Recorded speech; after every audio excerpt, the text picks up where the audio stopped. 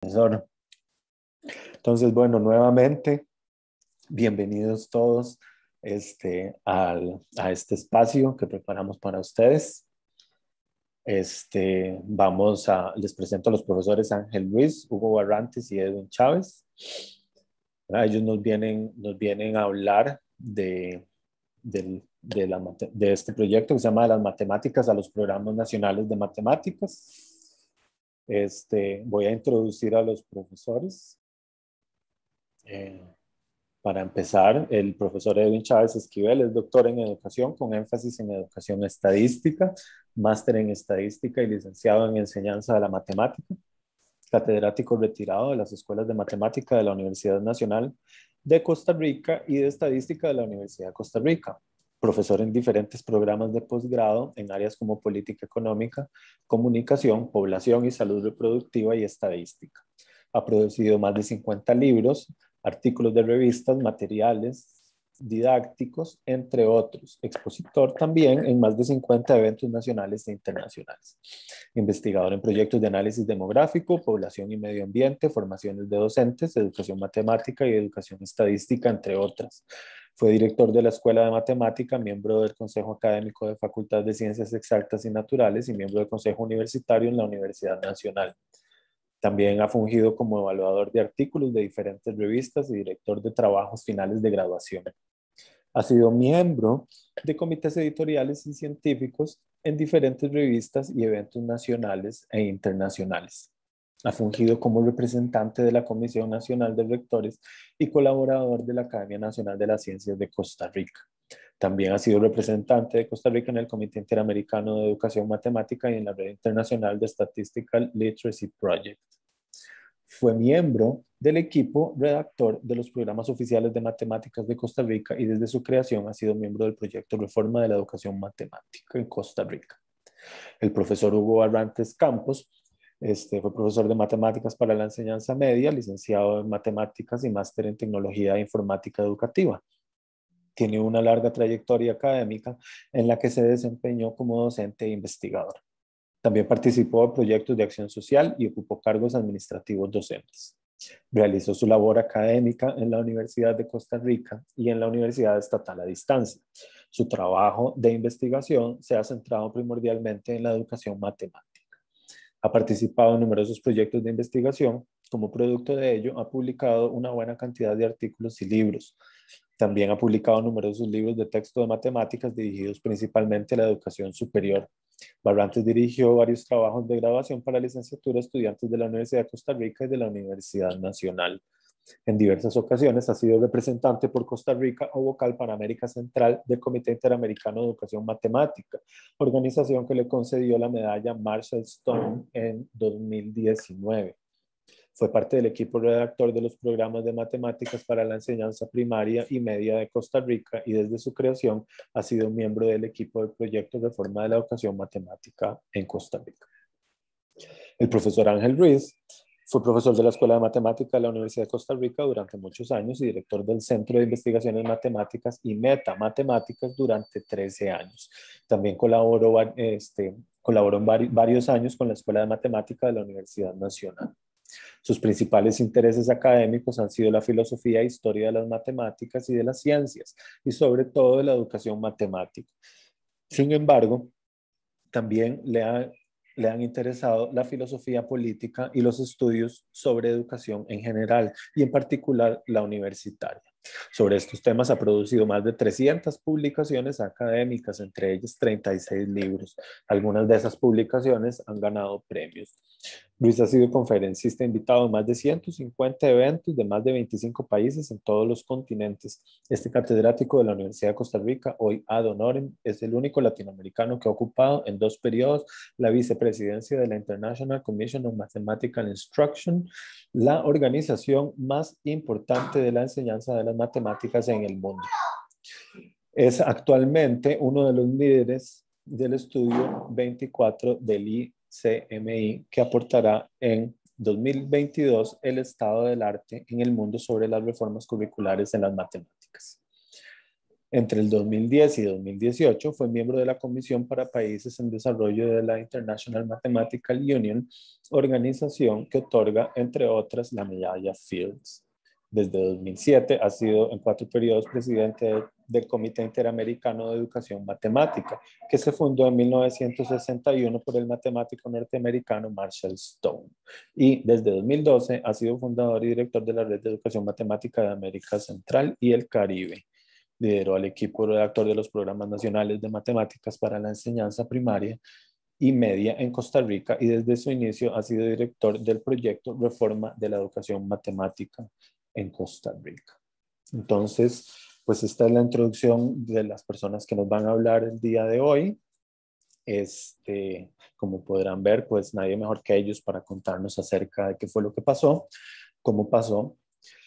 Y en unos minutos vamos a comenzar. Quería decirles que la dinámica es como sigue. Ellos nos van a dar una presentación interactiva de alrededor de 1 hora en las que nos van a ir contando la historia tanto del grupo de trabajo como de lo que terminó siendo el proyecto de los programas de estudio de matemáticas para el ministerio, y posteriormente vamos a abrir un pequeño espacio de foro conversatorio en el que todas las personas que están presentes pueden darnos sus preguntas y podremos pues también de esa manera interactuar con los profesores aquí presentes. Entonces les cedo la palabra a los profesores. Muchas gracias, Alberto. En primer lugar, agradecer la invitación y a los organizadores en el medio de este 50 aniversario de la Escuela de Matemática y agradecer la presencia de los compañeros y compañeras que están acá para compartir un poco de historia que pareciera del Paleolítico, pero bueno, no está tan lejos en realidad y creo que puede ser interesante para muchos. Entonces, ya saben las personas que me acompañen en esto, vamos a arrancar. Tal vez, Hugo, pasás. Bien. Bueno, los programas de estudio de matemáticas actuales arrancaron su diseño en octubre del 2010 y se realizaron hasta marzo del 2012. La propuesta vino directamente del señor ministro de Educación en ese entonces, Leonardo Garnier, a quien se le presentó una primera versión en agosto del 2011. Esta versión fue presentada o sometida a la discusión de varios gremios, universidades públicas, etcétera, y se creó una segunda versión, la final, que fue aprobada el 21 de marzo del 2012. Perdón, el 21 de mayo del 2012. Edwin, tal vez puedes seguirme. Sí, no tengo la diapositiva. La otra, esa. Ok, estamos. Muchas gracias, Alberto y compañeros. Muchas gracias por estar aquí compartiendo con nosotros y muchas gracias por la invitación. Bueno, tenemos aquí a un polifacético amigo, profesor de la Universidad de Costa Rica y exministro de Educación.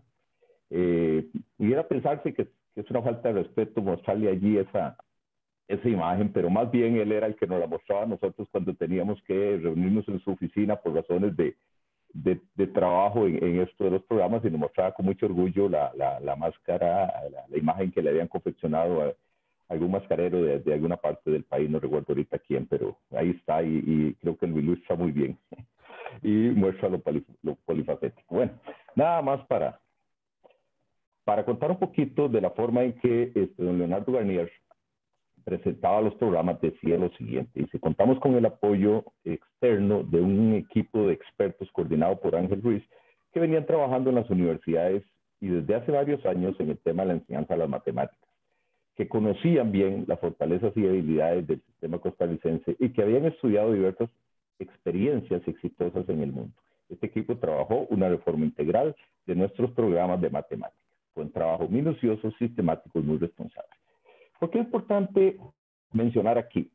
Desafortunadamente, la investigación que se desarrolla en el seno de las universidades muchas veces queda en artículos de revista, en algún otro presentación, en algún evento, en algunas memorias, etcétera, etcétera, pero difícilmente logramos que trasciendan esas investigaciones en el quehacer de la realidad nacional.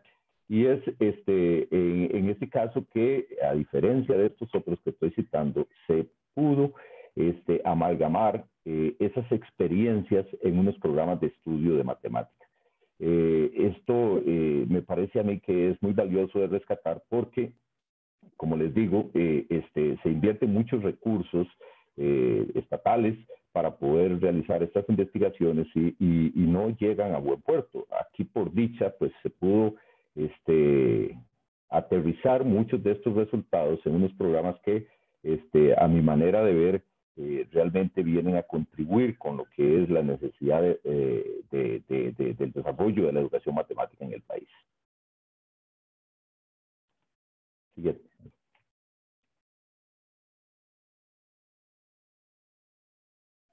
Buenas tardes, muchas gracias por la invitación.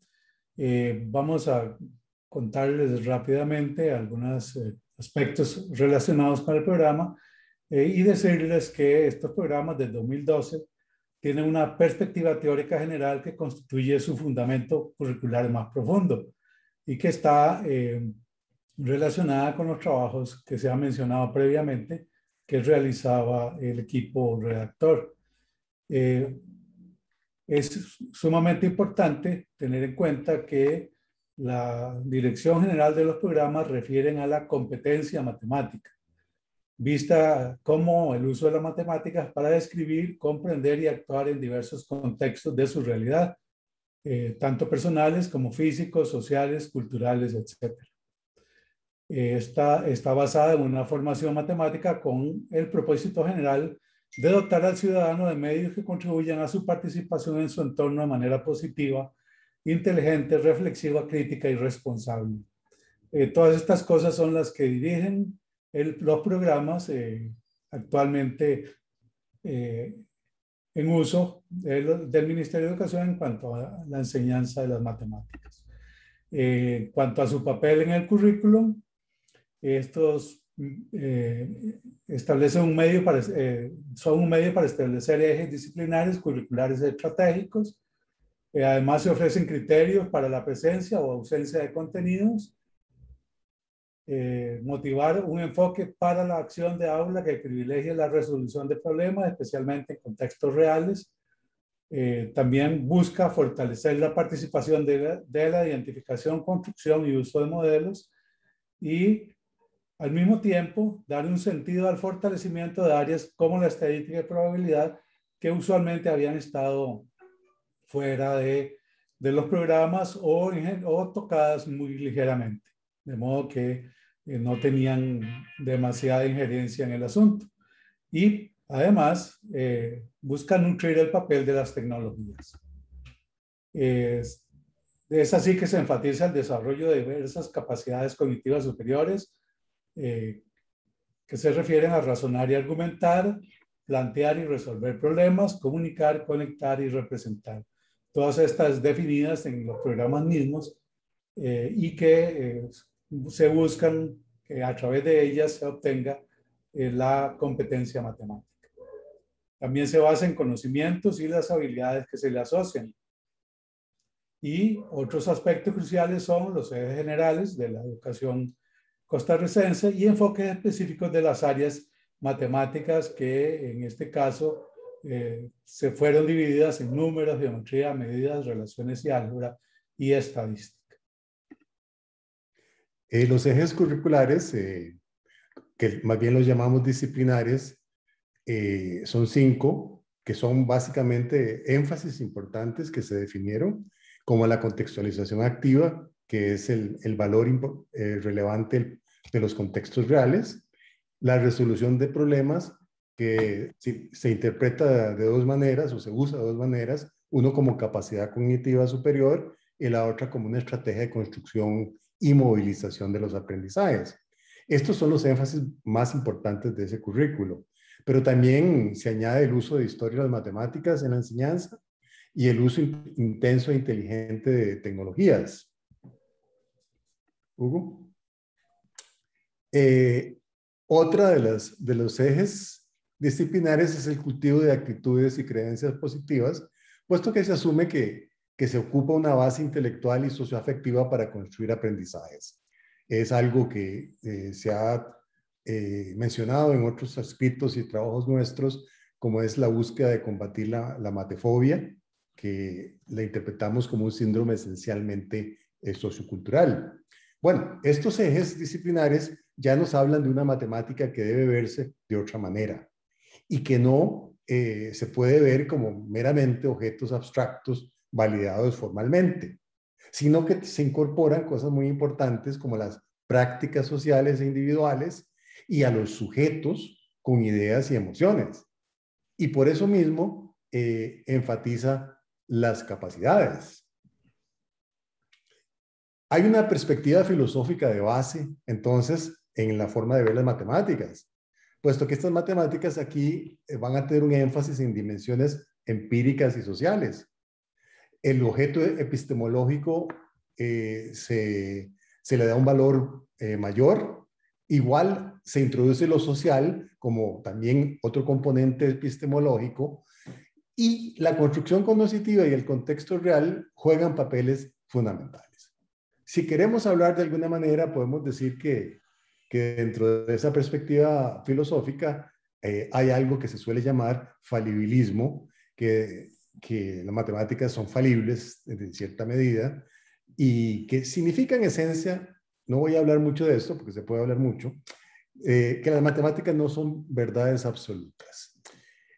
Trabajos con base en esta perspectiva filosófica fueron realizados en el marco de la Escuela de Matemática de la UCR desde la década de los años 1980, del siglo pasado, y en particular en el programa de investigaciones metamatemáticas desde el año 1990.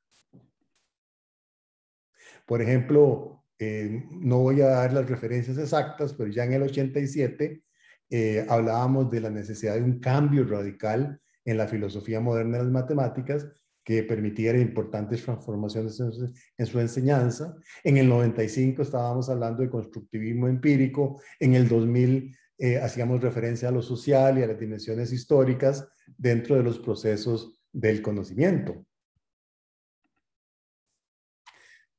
Entonces, uno de los temas que tocan los programas es el de la competencia matemática, que habló muy bien Hugo, y nosotros lo que hicimos fue una instrumentalización de elementos teóricos que también estaban en las pruebas PISA, en particular en el marco teórico del año 2003.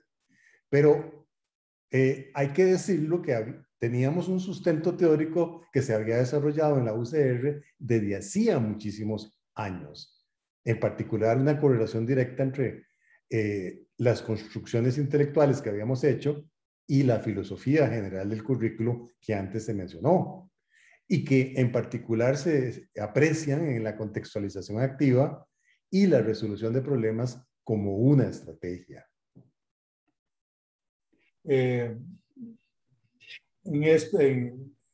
Previo a todo esto, en la Escuela de Matemática había un equipo humano que fundó el programa de investigaciones metamatemáticas, que cultivó la filosofía, asuntos históricos y en general estudios multidisciplinarios sobre las matemáticas y su enseñanza.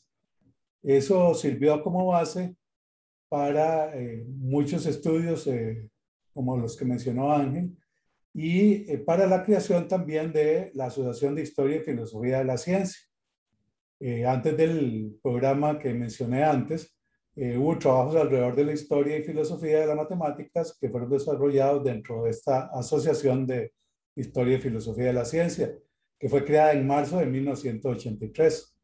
En ella participaron intelectuales de casi todos de la Universidad de Costa Rica y provenían de diferentes áreas como filosofía, física, matemáticas, medicina, geología, ingeniería e incluso algunos de ciencias sociales. Esta asociación se convirtió en el principal medio organizacional para nutrir estudios en esta temática. La COIFISI, como le llamábamos, organizó 5 congresos centroamericanos y del Caribe de historia de las ciencias y tecnologías en el 85, 87, 89, 91 y 93 del siglo pasado. En estos eventos jugaron papeles importantes algunas personas de la Escuela de Matemática de la Universidad de Costa Rica y varios otros colegas de la Escuela de Matemática que también participaron en ella. Esto es la portada de las memorias del segundo Congreso Centroamericano que fue publicado por la Editorial Tecnológica de Costa Rica. Esta es una imagen de la portada de las memorias del quinto Congreso, que fue, perdón, el quinto Congreso de la Asociación Costarricense de Historia y Filosofía de la Ciencia. O sea, la propia asociación fue la que hizo la publicación. Esta es una imagen del periódico Universidad sobre la apertura del tercer Congreso Centroamericano y del Caribe de Historia de la Ciencia y la Tecnología. Hay varios personajes ahí que se pueden reconocer en esa foto, pero bueno, está un poquillo deteriorada la imagen, pero alguna gente se puede ver ahí. Por ejemplo, estaba Eduardo Dorian y algunos otras gentes importantes, digamos, en la historia, en la educación matemática a nivel mundial, como don Uretán D'Ambrosio y otros de diferentes universidades de Costa Rica. Hay que mencionar que también antes del programa se habían desarrollado 3 congresos nacionales de matemáticas en los años 83, 85 y 90. Y en los 3 había historia y filosofía de las matemáticas. Se puede decir sin lugar a dudas que el grupo de investigadores más importante en historia y filosofía de las matemáticas perteneció a la Escuela de Matemática de la Universidad de Costa Rica. Para que tengan una idea, en el tercer Congreso Nacional de Matemáticas participaron más de 650 personas. Esto se hizo en el Auditorio de Físico-Matemáticas y en el edificio de Físico-Matemáticas. Y se presentaron 21 trabajos de historia y filosofía de la ciencia y las matemáticas, en particular por este grupo que se estaba generando y consolidando. Y estos trabajos de este texto fueron reseñados por la American Mathematical Society. Aquí hay una imagen que rescatamos. Por supuesto, quien ve esa foto no puede reconocer que yo estaba ahí y además usaba bigote. Dice un hijo mío que me parezco más al Chavo Guzmán al Chapo Guzmán que a cualquiera, pero bueno. Esa es una imagen que rescatamos del semanario Universidad, y en esa imagen se puede ver también la presencia de 2 personas, Orlando Morales, que era el ministro de Ciencia y Tecnología, y Teodora Sigli, que en ese momento, en el año 90, era la directora de la Escuela de Matemática. Aquí está la portada de las memorias del tercer Congreso Nacional de Matemáticas con estos trabajos. O sea, vean que esto es el año 1990. Estamos hablando de hace más de 30 años en que esto lo lográbamos publicar, y con ese montón de trabajos metamatemáticos que había ahí. Ahora hablaremos un poquito sobre el programa propiamente de investigación en metamatemáticas. Este programa perteneció a la Escuela de Matemática y estuvo desde 1990 hasta 1997 adscrito directamente a la escuela. A través de él se canalizaron esfuerzos de investigaciones metamatemáticas, entendida como estudio multidisciplinario sobre las matemáticas y su enseñanza. También existía un programa de acción social que se llamaba Matemáticas, Ciencia y Sociedad, y que organizó una serie de simposios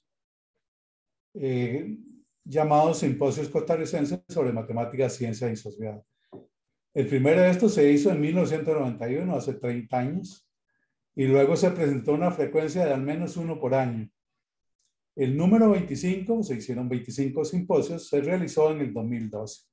Eso indica que incluso algunos años se realizaron 2 simposios, ¿verdad? Aquí hay portadas o los afiches más bien del primer simposio costarricense sobre matemáticas, ciencia y sociedad, y el tercer simposio costarricense sobre matemáticas, ciencias y sociedad. Este se realizó en la sede de Occidente, en San Ramón, en noviembre del 93. El 24º simposio es en el auditorio de Físico-Matemáticas. Ahí tenemos una fotografía. Si uno se acerca un poquito puede ver alguna gente conocida. No sé si los que están de oyentes aquí participando con nosotros reconoce a alguien. Está un poquito difícil, pero no fue hace tanto, ¿verdad? Fue en el 2009 eso. También a través de este programa se realizaron algunas publicaciones académicas durante el periodo, por ejemplo, este libro de Historia de las Matemáticas, que fue editado por Ángel Ruiz y que incluyó autores de diferentes universidades.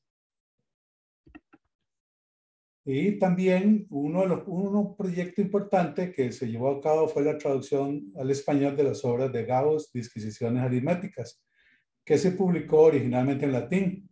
La traducción fue hecha por Michael Joseph, Hugo Barrantes y Ángel Ruiz, y se editó por la Academia Colombiana de Ciencias Exactas, Físicas y Naturales en 1995. Esa es la portada de este volumen,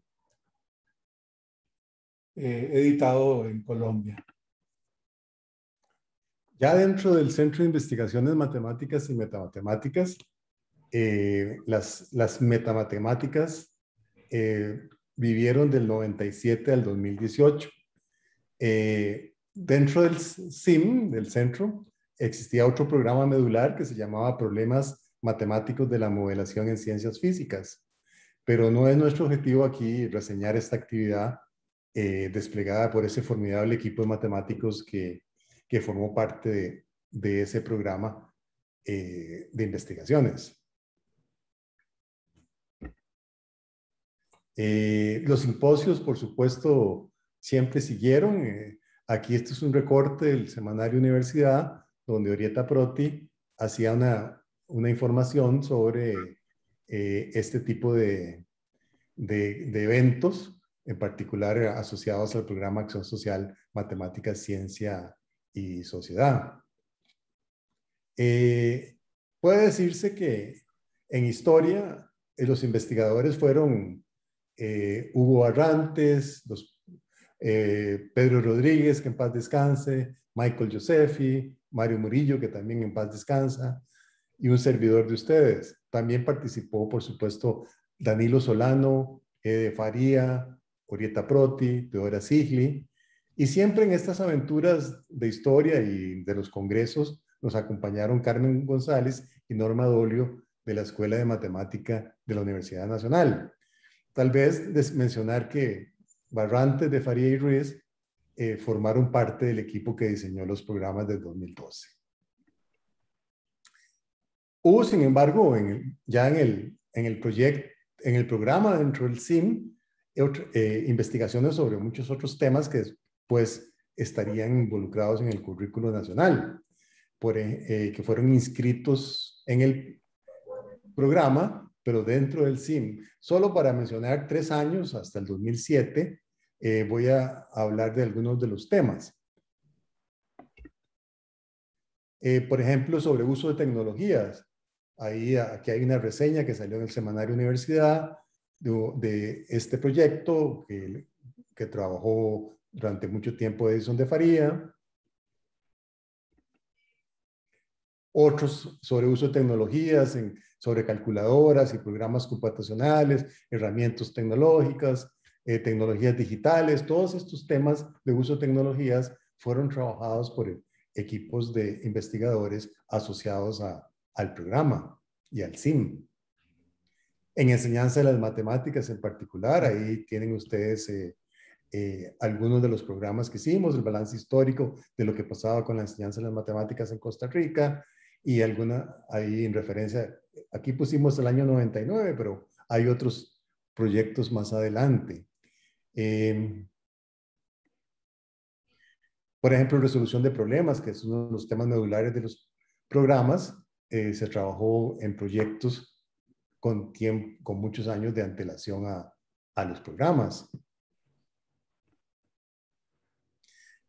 Otro de los temas es la didáctica de áreas matemáticas específicas, como se puede ver geometría, álgebra y análisis, estadística, álgebra y análisis, todos estos temas asociados a las didácticas específicas de las áreas matemáticas eran trabajadas en proyectos de investigación. Aquí, de nuevo, en los mismos temas, pero ya proyectos en otros momentos. En relación con los fundamentos más generales del currículo, de la educación matemática, también había proyectos que trabajamos en fundamentos teóricos, en la Escuela Francesa de Didáctica de las Matemáticas. Durante todos esos años, el grupo estaba trabajando en investigaciones en estos temas.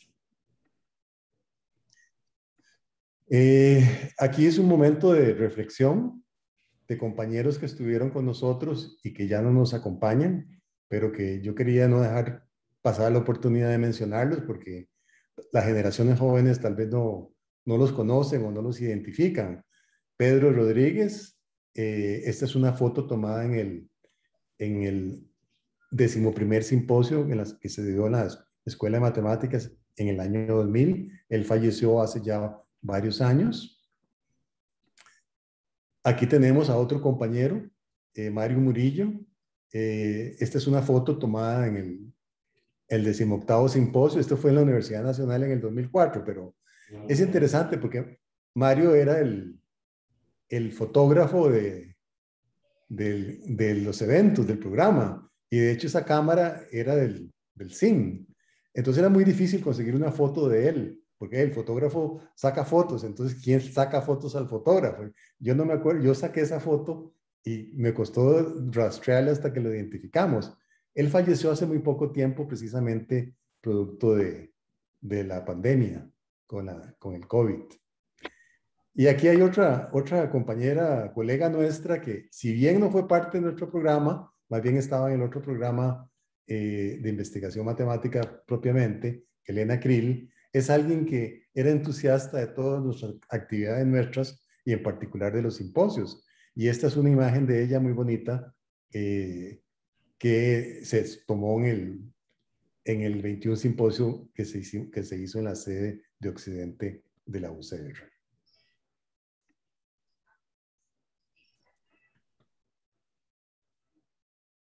Edwin, esta parte le toca a Edwin, pero lo veo congelado. Parece que el profesor Edwin Chávez está congelado. Es más, se acaba de salir. Vamos a darle un segundo a ver si se reconecta. Sí, se puede reconectar. Estas cosas de las conexiones son terribles.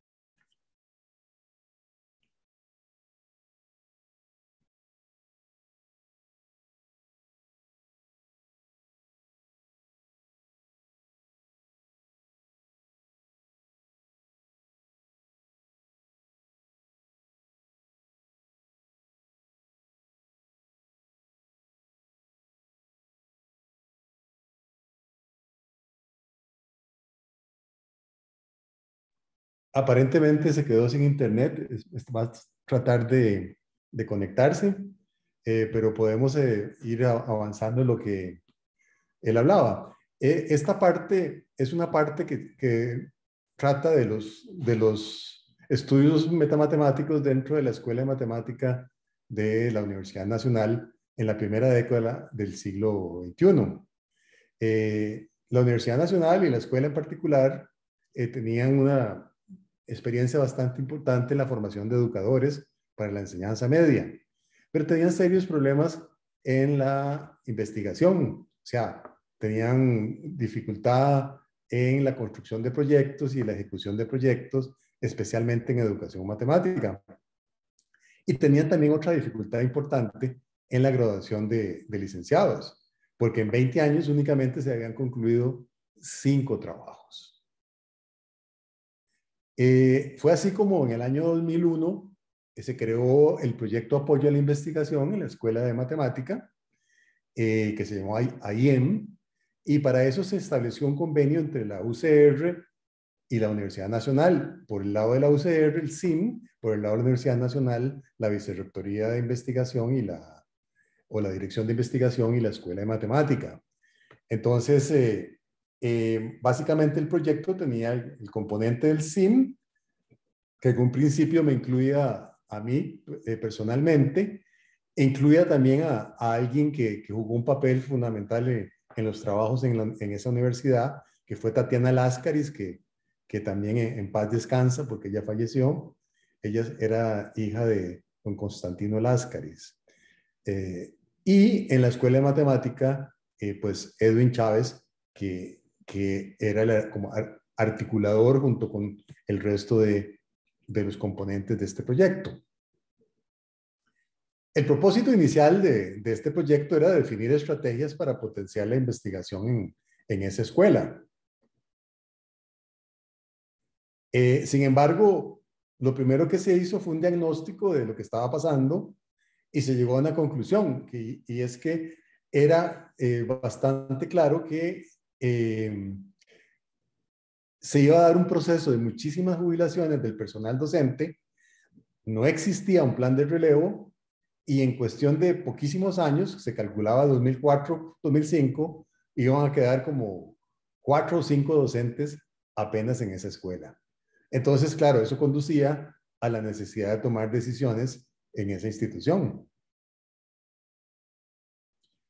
Y se dio una propuesta que se llamó precisamente hacer una nueva escuela de matemática, Universidad Nacional, que tuvo como propósito, bueno, por un lado, definir áreas estratégicas claves, un plan de relevo, porque había que reconstruir las cosas con gente con nombre y apellido, y crear un nuevo convenio más amplio entre el CIM y la Escuela de Matemáticas de la Universidad Nacional. Por supuesto que Edwin Chávez podría ampliar con mucho mayor detalle todas estas cosas, pero esperemos a ver si se puede conectar ahorita de alguna manera.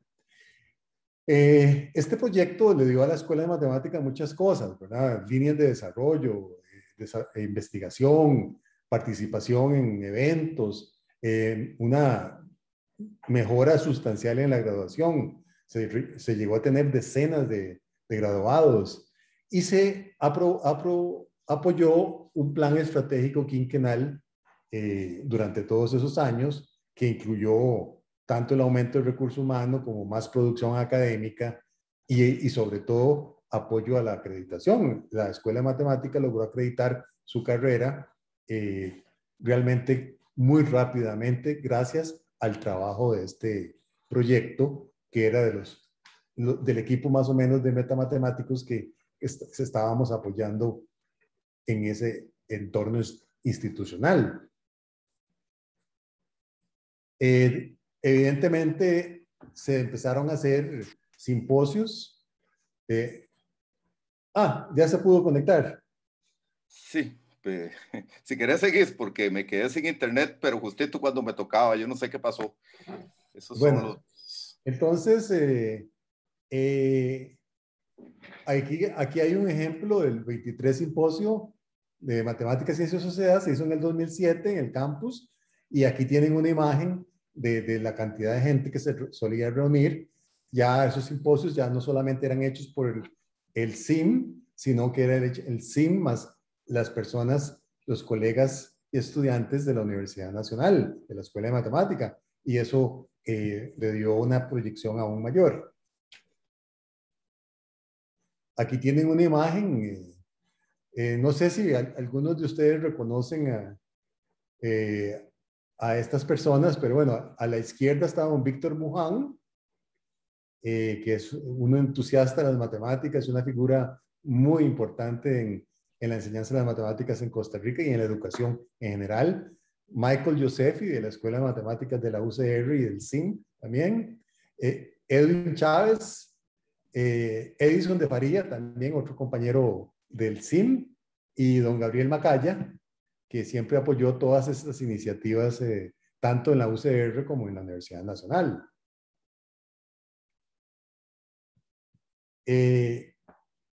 ¿Puedes seguir, Edwin? Sí, si quieren, sigo de aquí. Disculpen, pero bueno, son los imponderables que ocurre ante esto. No ha fallado el internet en todo el día y viene a fallar justito cuando me tocó el pase. No entiendo. Bueno, en primer lugar, antes de continuar, como bien lo mencionó Alberto, yo no fui funcionario de la Escuela de Matemática de la Universidad de Costa Rica, sino más bien de la Escuela de Estadística de la Universidad de Costa Rica y de la Escuela de Matemática de la Universidad Nacional. Entonces, hago un paréntesis para dar una felicitación a la Escuela de Matemática, a una unidad académica amiga cuando fui director de la Escuela de Matemática y durante mucho tiempo que me tocó trabajar tanto en estadística como matemática. Entonces, realmente no podía dejar pasar la oportunidad para agradecerles por todo lo que me dieron y para felicitarlos y que ojalá pues cumplan muchísimos años más en el bienestar de la matemática y de la educación matemática en el país. Cierro paréntesis. No lo pude hacer en su momento. Bueno, aquí queríamos mostrar a estas tres encantadoras señoras. En primer lugar, Tatiana Láscares, que fue matemática, fue incluso de la Escuela de Matemática de la Universidad de Costa Rica y fue de las fundadoras de la Escuela de Matemática de la Universidad Nacional. Durante el periodo 2005, ella fungió como directora de investigación y fue un pilar fundamental para que pudiéramos desarrollar el convenio que vino a transformar a la Escuela de Matemática y a sacarlo de la crisis en que en algún momento se encontró vía jubilaciones, que posiblemente Ángel lo mencionó, pero no sé si lo dijo o no. A doña Juana María Coto, decana, ella es química, ella es decana de la Facultad de Ciencias Económicas y Naturales, que también nos estuvo apoyando e incluso impulsó muchas de las propuestas que nosotros hicimos para que se implementaran en la universidad. Y por supuesto a doña Sonia Marta Mora, rectora en el periodo 2000-2005 y también una impulsora y que creyó mucho en el trabajo que realizábamos en conjunto con la Escuela de Matemática de la Universidad de Costa Rica. Entonces no podía dejar desapercibido estas encantadoras señoras que en realidad les tenemos en el equipo un gran aprecio. Pasamos. Bien. Dentro del trabajo que se hizo en la Escuela de Matemática en esa primera década del siglo XXI que fue realmente transformadora, vale la pena rescatar que después de haber incorporado una nueva camada de académicos en matemáticas, en educación matemáticas, y contar con el apoyo de profesores de la Escuela de Matemática de la Universidad de Costa Rica en el interín, mientras pudimos armar el equipo, se pudieron en paralelo y paulatinamente se iban incorporando, ir desarrollando una serie de proyectos de investigación, de extensión, que vinieron casualmente a ser pilares fundamentales para el desarrollo de la educación matemática. Dentro de esto se generó un programa de investigación y formación en educación matemática que incluía 7 proyectos, todos relacionados con los temas y con los pilares fundamentales de la innovación en educación matemática en el mundo y que también vinieron a contribuir fuertemente con lo que eran los programas. Algunos de los proyectos que podemos citar allí estarían. Bueno, aquellos que tenían que ver con el uso inteligente de las tecnologías para el desarrollo de la matemática en el aula, fundamentalmente, y es muy importante porque todo esto estuvo muy enfocado hacia la educación preuniversitaria, que fue como el eje de trabajo fundamental de todo este quehacer. O sea, una investigación que estaba muy centrada en la educación secundaria, pero también, como vamos a ver en el siguiente, Hugo, por favor, en la educación primaria. O sea, se desarrollaron proyectos de investigación y de extensión en la educación primaria, yendo a las escuelas directamente, trabajando con maestras y determinando necesidades y oportunidades para el desarrollo de la enseñanza de las matemáticas en primaria. Y otro elemento fundamental que había sido descuidado en Costa Rica era la enseñanza de la probabilidad de la estadística. En realidad, desde la escuela de matemática y a través de todo este quehacer que pudimos desarrollar en la primera década del siglo XXI, se pudo trabajar mucho en líneas claras y en un panorama que orientara lo que era la didáctica de la estadística y las probabilidades en la enseñanza preuniversitaria directamente. Se trabajaron, este proyecto es interesante porque este proyecto se realizó en convenio con el Programa Estado de la Educación y hizo una fotografía de lo que estaba pasando en el país con la enseñanza de la matemática en la educación secundaria en ese segundo quinquenio del siglo XXI. Y de alguna manera reflejaba una serie de problemas que estaban relacionados con las necesidades que había que cumplir con un nuevo programa, que era un primer elemento. Posteriormente se desarrollaron proyectos también en resolución de problemas, ¿sí? En historia, etc. Es muy importante, yo no sé si Ángel lo mencionó así, pero decíamos, y yo creo que sí, ¿verdad? De que la Escuela de Matemática, a pesar de que había sido, haber trabajado fuertemente en la formación de educadores, por muchos años no lograba graduar licenciados. Y fueron muy pocos los proyectos que se pudieron desarrollar en 20 años, en los últimos 20 años del siglo XX. Y en este espacio corto de tiempo, de 10 años, se lograron generar N proyectos, para no mencionar una cifra exacta, pero generaron N proyectos de graduación que culminó con más de 50 graduados de licenciatura en esa primera década. Y lo fundamental de esto es que muchos de estos proyectos estaban enfocados directamente en áreas claves para el desarrollo de la educación matemática en el país, entre otros en las didácticas específicas del álgebra, de la geometría, de la estadística, en el planeamiento y mediación y evaluación, en libros de texto, en el uso de tecnologías, en la resolución de problemas. Eso solo para mencionar algunas de las líneas que se trabajaron y que están directamente articuladas con los programas de estudio. Casualmente es uno de los seminarios que se desarrolló, que muy particularmente lo quisimos poner aquí como un homenaje a don Mario Murillo, porque fue él el que dirigió este seminario en ese interín en que teníamos el apoyo de funcionarios del CIN, apoyando la labor del quehacer de la Escuela de Matemática. Don Mario pues dirigió este proyecto y fue uno incluso de los primeros, de los impulsores, junto con don Hugo Arrantes, de los impulsores en seminarios para trabajar el tema de la educación matemática desde distintos ámbitos y al mismo tiempo apoyar el trabajo de estos muchachos que eran, la mayoría de ellos, excelentes estudiantes, pero que requerían de este aporte para poderse graduar. De esta manera y con todo el trabajo que logramos en la Universidad Nacional a partir del aporte que se le dio desde la Escuela de Matemática de la Universidad de Costa Rica, y valga el agradecimiento también por este trabajo, por este apoyo, que sin él hubiese sido difícil que se pudiera salir adelante, se logró incorporar a Ricardo Poveda, a Oscar Salas, a Miguel González y a un servidor dentro del equipo redactor de los programas 2012, y posteriormente se incorporaron otras personas que tal vez en otro momento podemos hablar, pero que realmente hicieron una línea adecuada y articulada para trabajar en lo que serían estos programas. Gracias.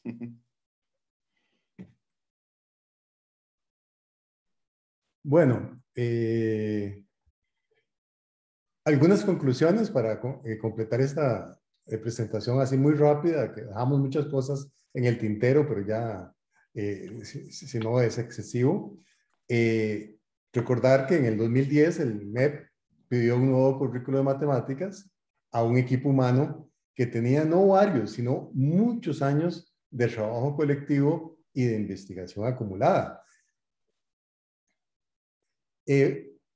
Uno podría sacar algunas conclusiones. Voy a dar nada más 3.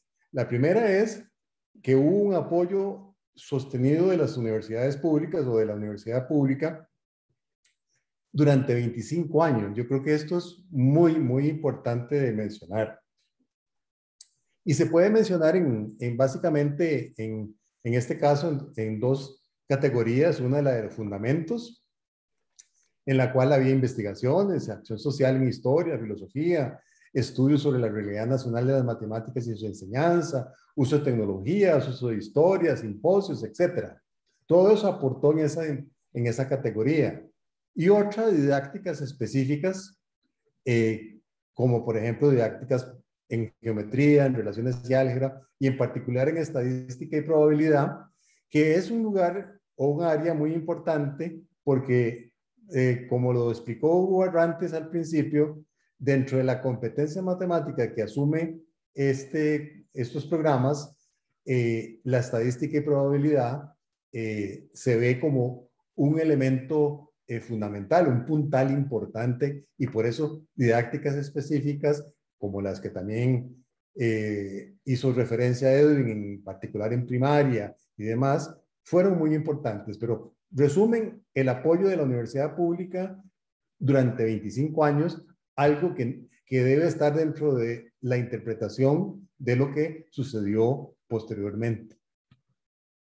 La segunda conclusión es que estas metamatemáticas definidas así, ¿verdad? Porque metamatemáticas desde el punto de vista técnico tiene que ver con los fundamentos de la matemática de cierto tipo, uno de las áreas que siempre me despertó mayor interés, es que estas metamatemáticas fortalecieron la educación matemática nacional durante todos esos años.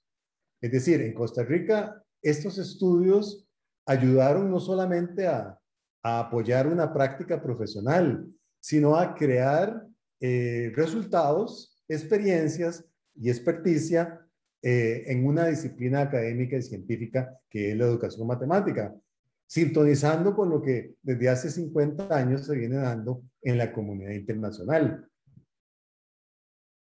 Y la tercera conclusión es que todo este proceso previo hizo posible la elaboración de ese currículo en tan poco tiempo. Por supuesto, no se puede decir que el diseño de ese currículo fue una consecuencia de trabajos anteriores, porque las acciones intelectuales intensas, realmente desgastantes, desplegadas en el periodo de octubre de 2010 y abril 2012, fueron cruciales. Fue un esfuerzo extraordinario en tiempo récord de todo ese equipo humano que asumió el desafío, pero se apoyó en trabajos previos, y todo eso creo que debe meterse también en la interpretación histórica de este proceso. Y finalmente, a todo esto quisimos llamar a ese proceso de las matemáticas a los programas nacionales de matemáticas, pero se pudo haber llamado de otra forma, pero tal vez de esta manera se capturaban algunas de las dimensiones que atravesamos en todos estos años. No me queda más que externar mi agradecimiento por la atención que han brindado a nuestras palabras, sumarme también a las felicitaciones por esta escuela que cumple 50 años de vida y de la que muchos años pasamos acompañando ese proceso institucional desde diferentes dimensiones. Aquí acabaríamos nosotros, Alberto, la introducción, un poco menos de la hora que dijimos, y sería ya abrir el espacio de acuerdo a cómo vos lo querás hacer. Perfecto. Muchas gracias a los profesores por su presentación. Muy enriquecedor conocer toda esta historia, ¿verdad? Todos los procesos que culminaron con ese proyecto, ¿verdad? Que vino a impactar la educación costarricense. Yo propongo que el siguiente espacio sea de preguntas, y que cada uno de ustedes, en la medida de lo posible, pues haga una pequeña intervención con respecto a lo que se plantee, para que se convierta esto como en una pequeña conversación amena. Bueno, yo tenía una pregunta, pero tengo aquí a William, que tiene la mano levantada, entonces le voy a ceder la palabra para que nos comparta sus impresiones. No, primero disculparme con Alberto, Ángel, Hugo y Edwin, qué gusto verlos. pero es que los miércoles son fatales de reuniones. Si salgo de una y entro a la otra, salgo de una y entro a la otra. Y si esto hubiera sido a las 4:10, llego a tiempo. Y bueno, primero, qué gusto saludarlos y verlos. Y lo que sí quiero preguntar es, a la luz de esa experiencia que ustedes tienen del que estuvo, vino otra vez para volver a estar, ¿qué perspectivas ven? ¿Cómo los toma ustedes, por ejemplo, esta pandemia, este reto, cuando ustedes plantearon esta modificación curricular? Era en un mundo diferente. Nosotros pensábamos en otro tipo de formación. Cuando ustedes tenían eso en mente y diseñaron esto, era impensable imaginar que todos íbamos a ir virtuales. ¿Qué opinión les parece esta virtualidad forzada? Por ejemplo, los estudiantes que tienen que virtualizarse. Todos creíamos que eran buenísimos en la virtualización, pero resulta que no, solo eran buenísimos en el dedo gordo y el celular. ¿Qué opinan de los docentes? Nos habíamos preocupado por muchos años en darles una formación matemática muy intensa y resulta que el 2020 y el 2021 trajo un llamado muy diferente, uso de la tecnología y desarrollo de otras habilidades.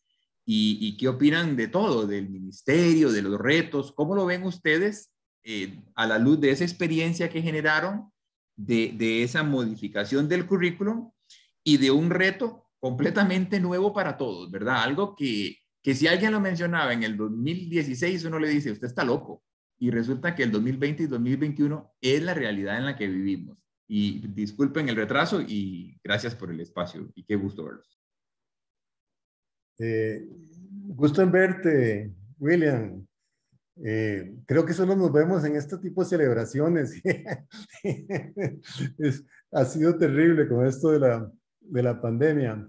Pero bueno, ya que poner la perspectiva no hacia atrás, sino hacia adelante, podemos decir algunas cosillas, pero esencialmente es evidente que el escenario histórico que vivimos replantea todo. O sea, y no es solamente el tema de la virtualidad o las competencias digitales que se hablan, sino que es un asunto epistemológicamente más profundo, porque es cómo se aprende en este contexto, cómo se enseña en este contexto, en un contexto donde hay, sí, virtualidad y demás, pero es que no es igual. No es lo mismo. Entonces hay criterios de que uno tiene que decir qué se debe aprender, qué se debe enseñar, cómo se debe aprender, cómo se debe enseñar. Y esa discusión creo Perdón, Ángel, y también qué se puede, porque los tiempos han cambiado. ¿Qué se puede con los recursos? ¿Qué se puede con el tiempo? ¿Qué se puede con la tecnología a la que tengo acceso? Evidentemente hay circunstancias que limitan las cosas. Eso es indiscutible. Pero también hay que tener mucho cuidado en que lo que se pueda hacer se haga bien. Porque también puede ser que el ser constrictos a un contexto haga que se cometan errores muy serios en la enseñanza y en el aprendizaje. Yo pienso que todo esto obliga a un replanteo muy importante de las carreras de formación de profesores, sin lugar a dudas.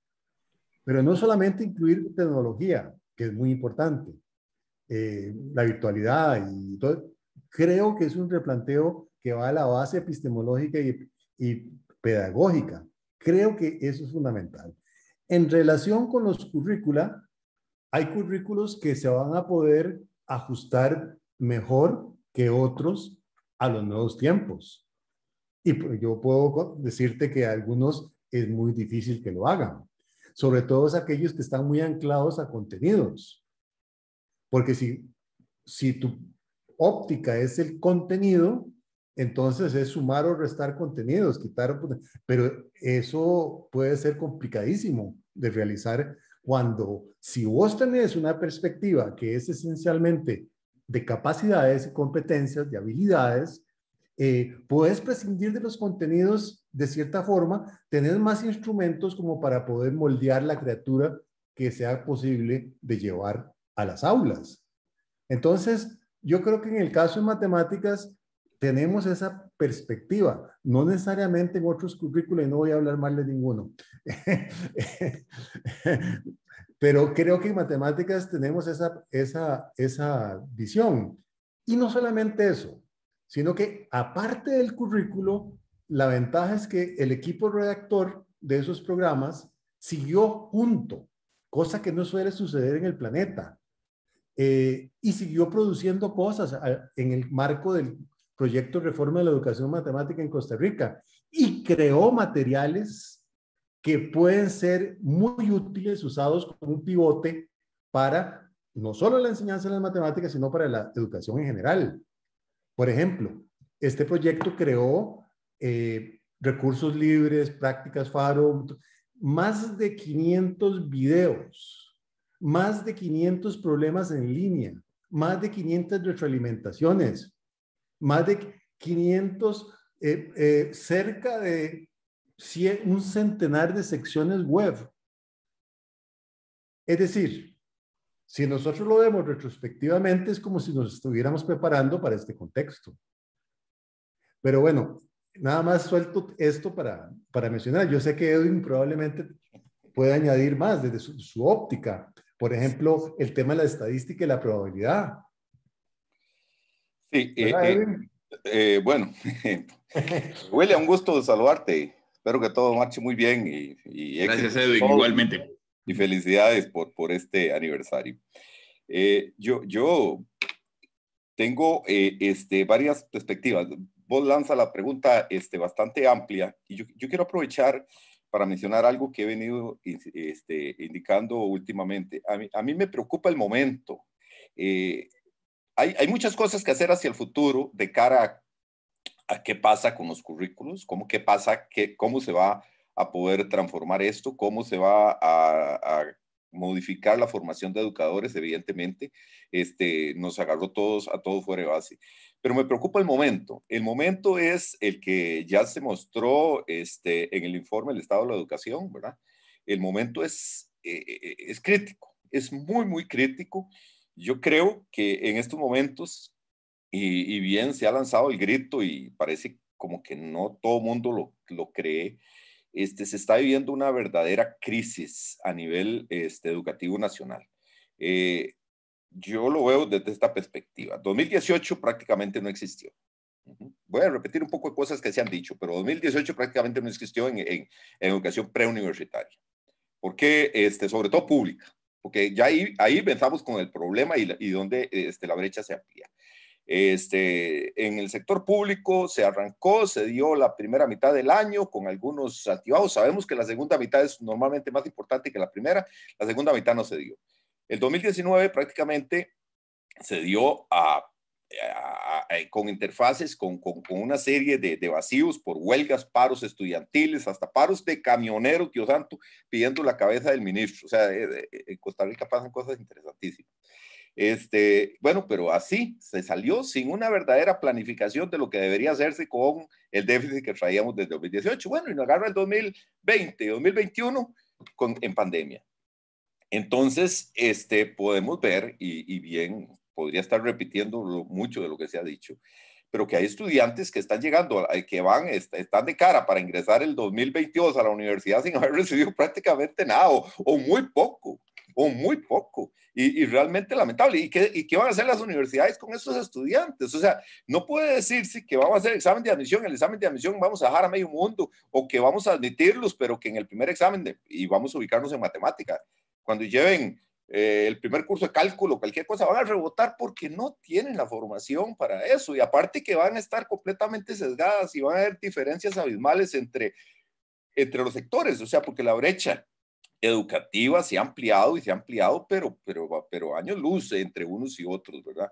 Entonces, el problema realmente lo tenemos hoy y cómo, por ejemplo, desde la perspectiva, y sería interesante que la Escuela de Matemática abriera un foro más adelante para discutir todo esto. ¿Qué va a hacer la universidad pública? ¿Qué va a hacer la Escuela de Matemática de la Universidad de Costa Rica? Y así todas las otras escuelas para ver atender a estos muchachos que ya tienen que estar viviendo los problemas del 18, ya tienen que estarse viviendo con algunos. Pero ¿qué va a pasar ¿qué va a pasar con nuestro sistema educativo con esas brechas tan importantes? Si vamos a seguir siendo, estando entre los países más desiguales o queremos optar por el primer lugar de ser el país más desigual del mundo. O sea, en realidad, la problemática, lo que nos ha traído la pandemia es un espacio para reflexionar. Alberto lo mencionaba ahora, que ha generado oportunidades, sí, pero esas oportunidades tenemos que tomarlas para transformar lo que está pasando, y no podemos prestar oídos sordos o quedarnos a trabajar con un grupito que son los que posiblemente no se han visto tan afectados, aunque todos se han visto afectados, pero los que están en ciertas instituciones que por algunas razones o por razones económicas básicamente no tienen tantas diferencias en cuanto a lo que se sabían antes y a lo que están aprendiendo ahorita. Pero entonces todo eso evidentemente trae una discusión dentro del sistema educativo que yo quisiera que la universidad pública le preste mucha atención. O sea, no podemos seguir como si nada hubiera pasado. Ya dentro de los estudios se dice que estamos ya próximos a alcanzar la inmunidad de rebaño. A muchos no les gusta ese término, pero es así que se maneja científicamente. Ya estamos próximos a eso y qué bueno que es así, pero no podemos pensar como que nada pasó, o sea, que ya y seguimos dando nuestros cursos de cálculo, de estadística, y todo, y no, porque no es cierto. Primero por lo que vos planteas, ¿verdad? Que nos ha desnudado en cuanto a nuestras posibilidades de enfrentar este tipo de cosas. Y en segundo lugar, en que se nos vino el mundo en estos 4 años y cómo podemos solventar para que nuestro sistema educativo sea realmente competitivo, porque se nos está cayendo y posiblemente dicen que a mal de muchos consuelo de tontos, pero es una realidad que pasa en todo el mundo, pero nosotros no tenemos que pensar en eso. O sea, evidentemente hay sistemas educativos que salen muy fácil de esto, los sistemas más desarrollados. Y entonces lo que vamos a hacer es también más diferencias con aquellos países que nos llevan gran ventaja ya de por sí. Entonces, yo quiero llamar la atención para que se vea esto y esta discusión que hemos tenido hoy y que estamos teniendo como un espacio para reflexionar en realidad con lo que viene, con lo que nos toca, porque en realidad ya a pesar de que estar retirados, uno no deja retirado entre comillas, porque ahí seguimos trabajando y apoyando, pero no puede decir que nada pasó, que ya arrancamos de nuevo y que ya seguimos con nuestros mismos cursos, con la misma cosa, ¿verdad? O sea, no puede ser. Entonces, disculpen, pero es un sentimiento que uno viene aglutinando ahí desde el 2018, pero que cada vez se acentúa y se hace necesaria una verdadera reflexión, pero no solo una reflexión para quedarnos con ella, sino una reflexión para tomar decisiones. Hola William, ¿qué tal? ¿Cómo estás?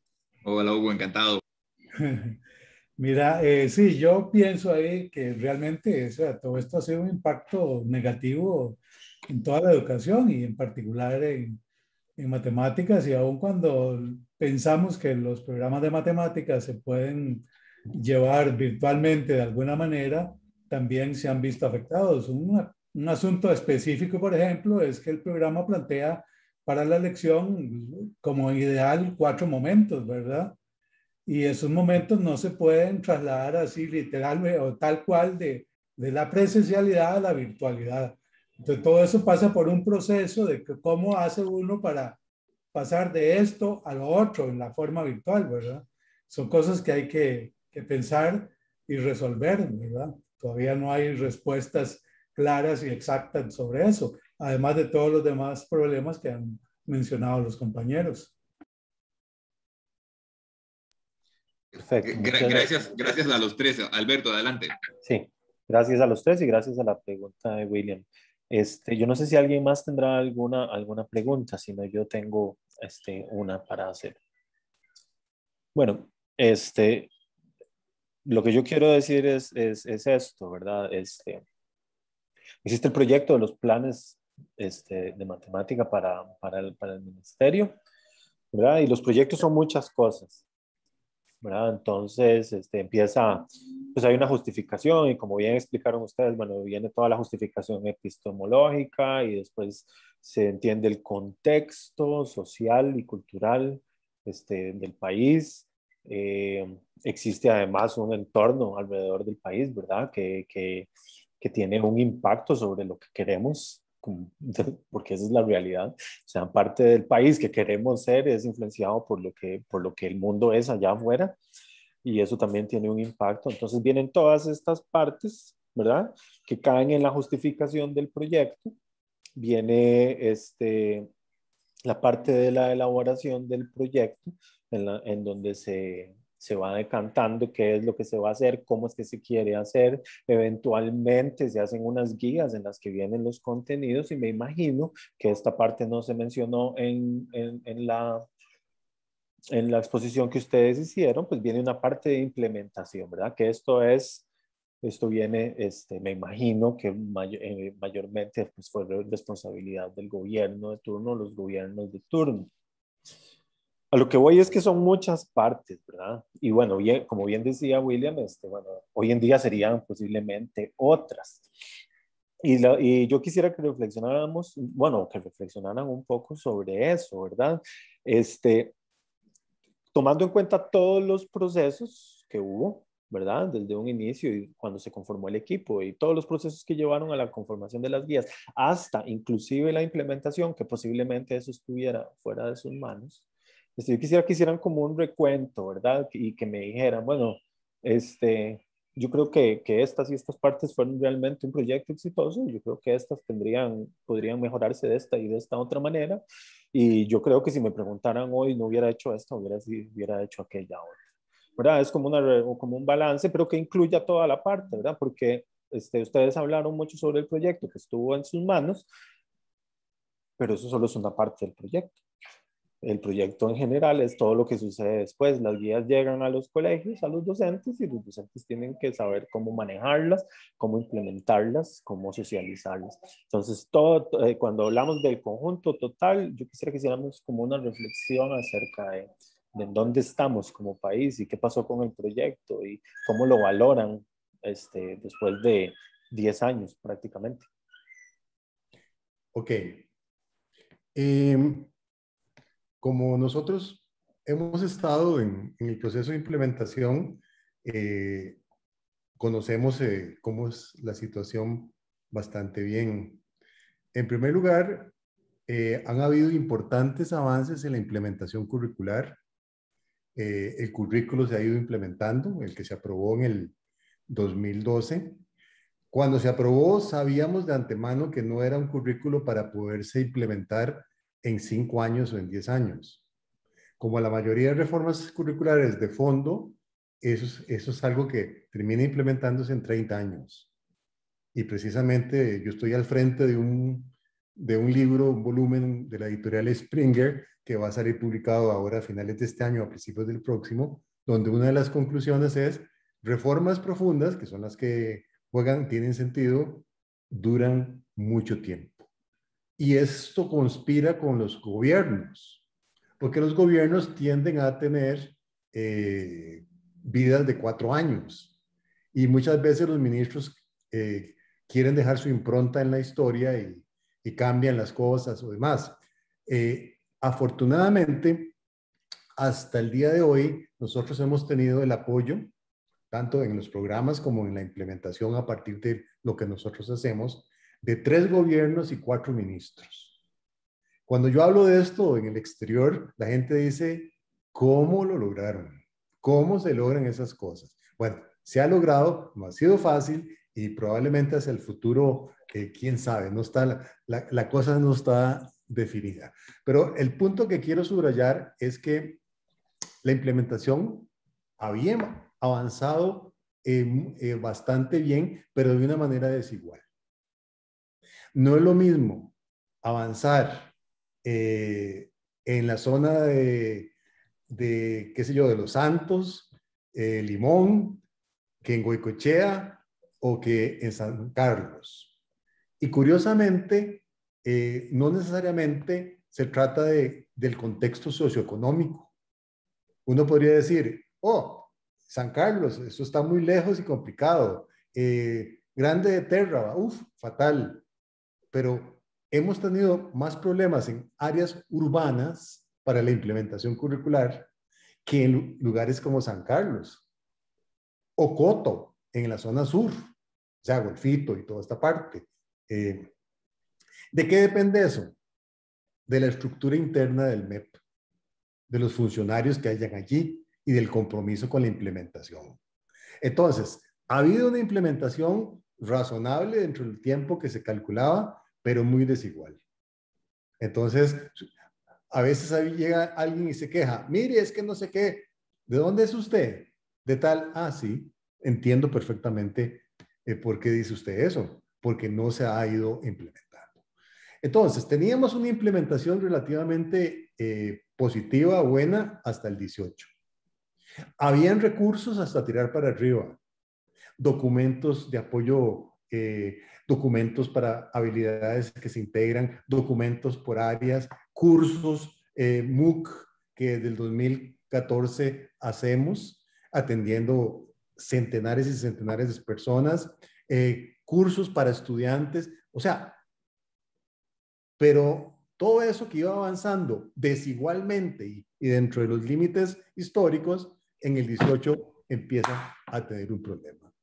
Viene una huelga de 3 meses que nos congela un montón de cosas.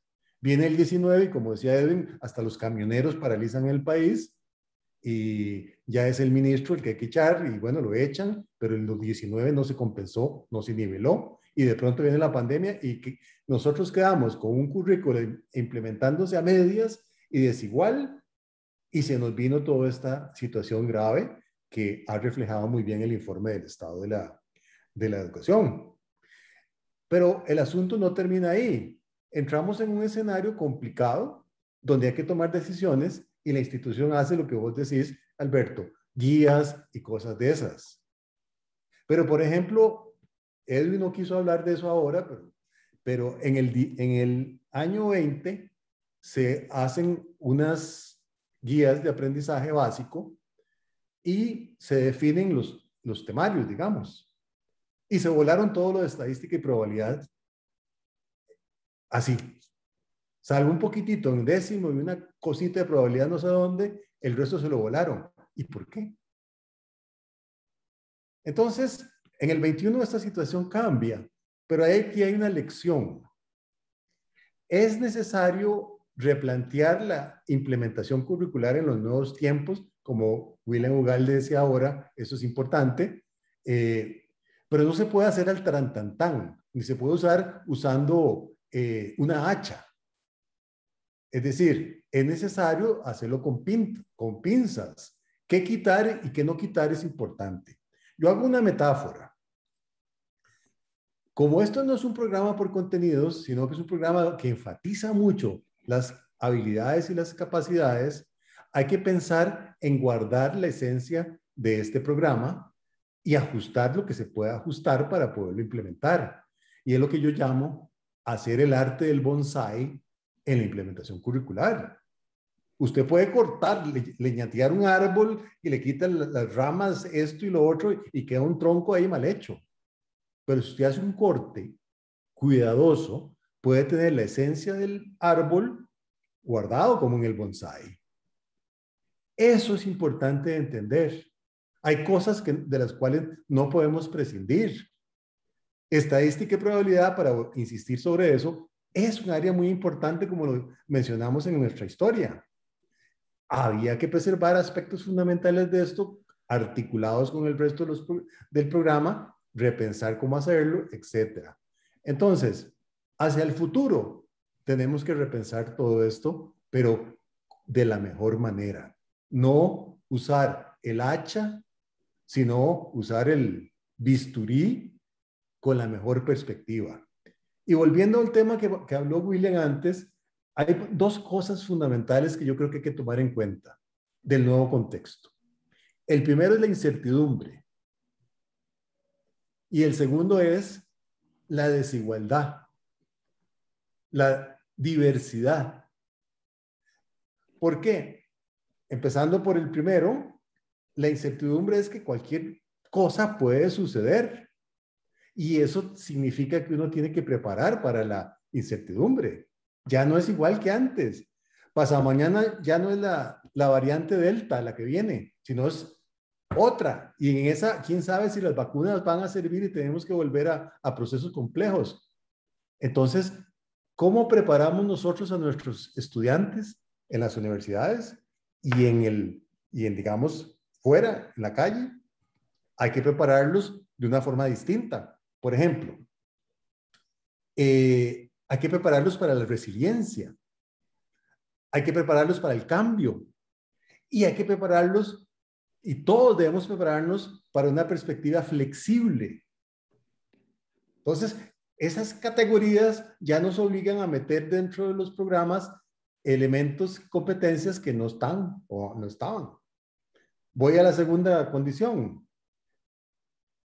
Un egresado de la carrera de educación matemática de la escuela va a la calle, pero se va a topar con una diferenciación extraordinaria de estudiantes que vieron esto, que no vieron esto,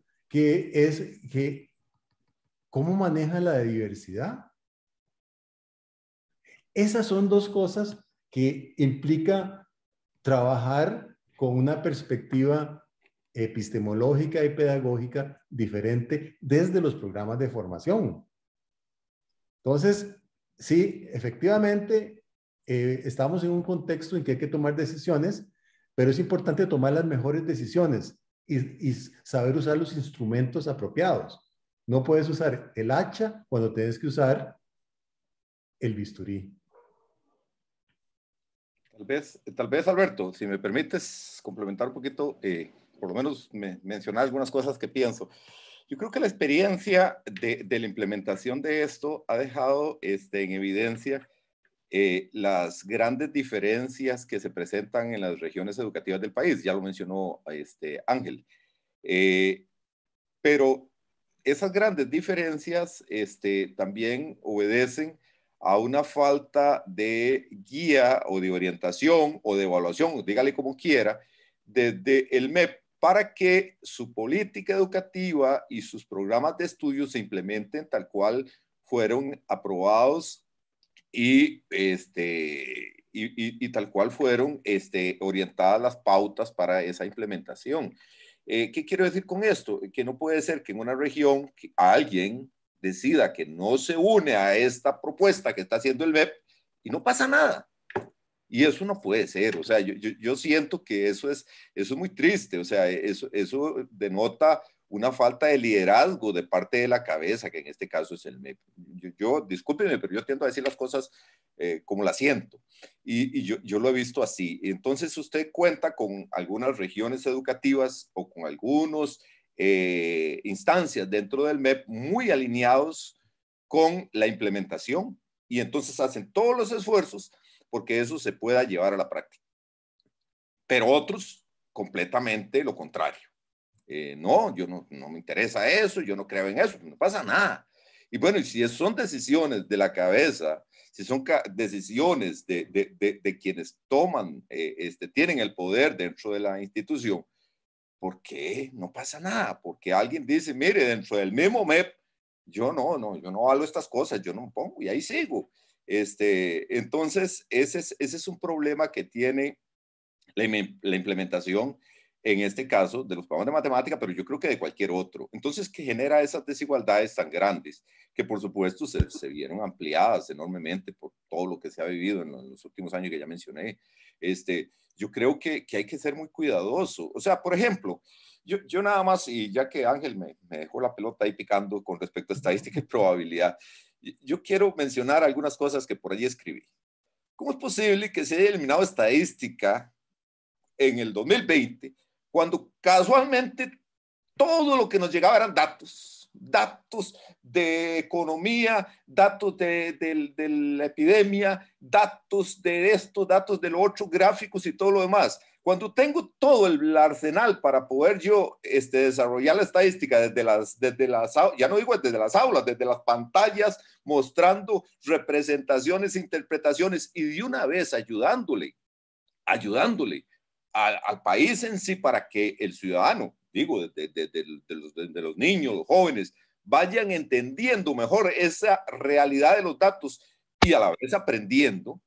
Y ahí elimino estadística, por Dios santo, o sea, ¿en qué mundo cabe? Cuando tenemos todas las herramientas para hacerlo. Entonces, quizá el área dentro de los programas de estudio que tenía más potencial para aprovechar la pandemia, decidió eliminarlo. ¿Cuál es el criterio técnico que yo uso para hacer eso?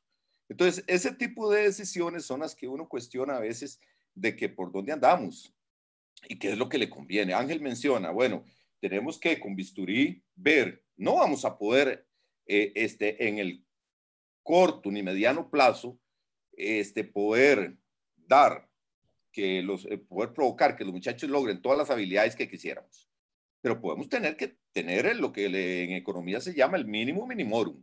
Tenemos que tener un mínimo, pero ese mínimo no puede ser el que se le ocurrió a alguien ahí sentado, pum, pum, pum, y ese es el mínimo. No, tiene que ser un mínimo muy bien pensado para ver cuáles son las necesidades que tiene. Por ejemplo, en el informe del Estado de la educación se habla de la importancia que tienen las matemáticas, pero sobre todo la importancia que tiene la lectoescritura. O sea, necesitamos trabajar en eso y articuladamente. Puede ser que entre las distintas áreas que se desarrollan pueda ubicarse una discusión sobre aprender a leer, aprender a escribir, aprender a razonar. Bueno, todo eso lo tienen los programas de matemática, también se puede potenciar, pero hay que hacerlo con mucho cuidado. O sea, no podemos simplemente tomar decisiones porque se me ocurrió. O sea, hay que pensarlo muy bien y yo sí siento que las universidades pueden apoyar mucho el trabajo que tiene que hacerse, porque no puede verse simplemente resolver el problema que van a tener las universidades para enfrentar todo lo que ha dejado estos 4 desastrosos años en materia educativa, porque la decisión tiene que ser integral, y entonces desde lo que pasa en primaria, o sea, ¿cómo es posible que un muchacho está llegando a 5º año y no sabe leer? Y ahí eso es una repercusión que vamos a tener en todo momento. O sea, si no sabe leer, imagínense. Y si eso es para mí más importante que todas las áreas que se enseñan, todas las materias que se enseñan, el aprender a leer es fundamental. Sin eso no hago nada. Entonces, ese tipo de cosas tenemos que verlas muy integralmente. Entonces, y tomar decisiones muy bien pensadas, porque lo que se haga de ahorita a los próximos años va a marcar la realidad educativa del país. Para los próximos 50 años posiblemente. Sí, Alberto, con respecto al asunto de la implementación de lo usual o de alguna forma normal hubiera sido que se redactaron los programas y eso le queda al MEP ahí, que hagan con eso lo que tengan que hacer.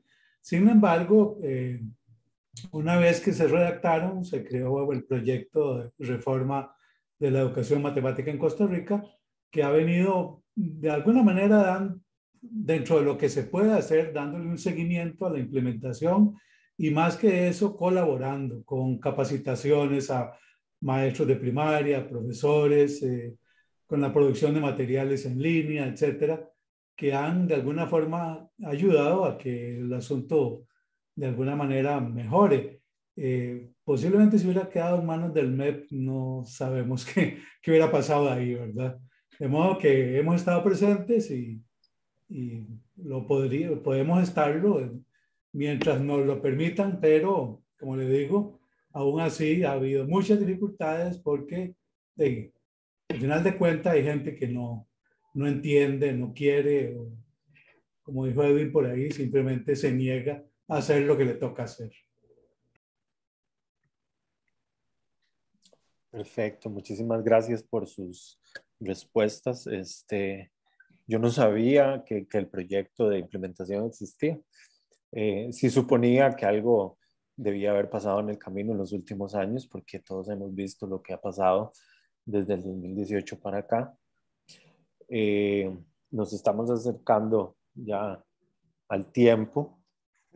No sé si alguien quisiera hacer alguna otra intervención, si no, no me queda más que estar profundamente agradecido por la disposición que ustedes han tenido para venir a hablarnos sobre este proyecto que ha tenido pues un impacto muy grande, ¿verdad?, en la educación del país, que como bien les mencioné cuando estábamos conversando antes de empezar a grabar, que es bastante desconocido para nosotros dentro de la escuela, ¿verdad? Sabemos que existe, sabemos quiénes trabajaron, pero no sabíamos mucho más que eso. sobre todo a las generaciones más jóvenes. Entonces, realmente, pues estoy muy agradecido que hayan querido compartir con nosotros, pues, esta experiencia, ¿verdad? Que ustedes tienen y que ha venido a impactar al país. Antes de cerrar, tengo la mano de Dani Ramírez levantada. Entonces, sí les pido, por favor, que si vamos a intervenir, que no nos pasemos mucho porque tengo que dar consulta dentro de 5 minutos. Entonces, Dani. Buenas, un saludo nada más de parte de mi persona, don Ángel, don Edwin, que sí son bastante conocidos por ahí en el camino, con don Edwin y con don William, perdón, y con don Hugo, la comunicación ha sido tal vez un poco menor, pero por ahí siempre los tengo referenciados como dos muy importantes referentes en la educación matemática del país. Comentarles que dentro de mis hallazgos, que Ángel sí conoce de este trabajo, dentro de mis hallazgos del trabajo final de graduación, como máster por la Universidad de Granada, hice una investigación, una revisión sistemática sobre lo que se entiende por la noción de relevancia. Y parte de los hallazgos que hice de esa revisión fueron 6 indicadores de qué se entiende en la investigación internacional por relevancia. Y esto lo contrasté con lo que plantean los programas los programas de estudio de matemática creados por el programa de reforma, y nos llenó de satisfacción. Digo nos llenó porque también estaba ahí el profesor Lupiáñez de España, que están presentes los 6 indicadores de relevancia curricular que se tienen en investigación, están presentes en el currículo, por lo menos en la primera etapa que tenemos, que es revisamos los primeros capítulos, ¿verdad? Las primeras cerca de 70 páginas donde están los fundamentos, y lejos de estar cerrado este proyecto, creo que más bien se han abierto las puertas a otro montón de cosas para futuras investigaciones. Por ejemplo, ya en la parte de la implementación, que creo que es muy importante. También en la parte que es algo que no se menciona y que, o sea, no está mencionada en la literatura, pero sí se menciona sobre el papel del docente, y que creo que es mucho lo que Ángel decía ahora. O sea, uno pone la propuesta, igual lo mencionó don Hugo, uno da la propuesta, pero ¿qué pasa si se queda ahí, si se queda en una gaveta? ¿O qué pasa si el profesor lo deja ahí y lo único que hace es revisar más o menos por ahí encimita y no le da la importancia que realmente tiene? Entonces, creo que algo que me toca a mí ahora también revisar como parte de seguir con este trabajo es qué ha pasado con la implementación, ya estando cerca, ¿verdad?, de casi los 10 años ya de la implementación, y cuál ha sido el rol del docente, ¿verdad? O inclusive, ¿por qué no se menciona? Se dice que sí, que el trabajo tiene que ser contextualizado, que tiene que estar enfocado en la dinámica de clase, pero nadie menciona y cuál es el papel del docente, o sea, y qué estamos haciendo por los docentes. ¿Se ha capacitado? Yo sé, porque tengo contacto también con los compañeros del proyecto, que se ha hecho, ¿verdad? Pero se ven reflejadas realmente en las lecciones o en las clases, se ve reflejado esas capacitaciones, o los profesores están llegando a hacer lo mismo que hemos hecho siempre. Solamente dejo eso ahí en la palestra, ¿verdad? Como se menciona, para que conozcan un poco acerca de esto, y me pongo a disposición ahí si necesitan algo al respecto para futuro. Muchísimas gracias y un saludo. Muchísimas gracias, Dani, por su intervención. Una más para mencionarle a Dani. Bueno, primero, un gusto saludarlo porque hace mucho que no lo veo. Y a José Luis Lupiáñez también, que me le mande un saludo a Lupiáñez. Pero no conocía ese trabajo, pero me agrada mucho porque y le alegra a uno ver la coincidencia que puede haber. Y cuando tengas el resultados, ahí me muestras, porque ahí me encantaría conocer. Muchas gracias. Ya está el documento, don Edwin. Ya está el documento por ahí. Como es para usted, pues lo pasamos ahí por debajo de la mesa. Pues ya lo estamos preparando para algunas publicaciones, pero no hay problema por eso. Perfecto. Muchas gracias, Dan. Gracias. Un gusto, un abrazo. Bueno, nuevamente, no me queda más que agradecerles. Muchas gracias, profesores, por sacar de su tiempo para venir a contarnos este cuento, que es muy interesante. Gracias a los presentes. Se nos fue haciendo un toque largo y la gente se nos empezó a escabullir, pero tuvimos muy buena asistencia, sobre todo a la primera parte. Muchísimas gracias a todos. Yo voy a cortar los primeros 2 minutos que hablé con el micrófono tapado. Es que William no vio.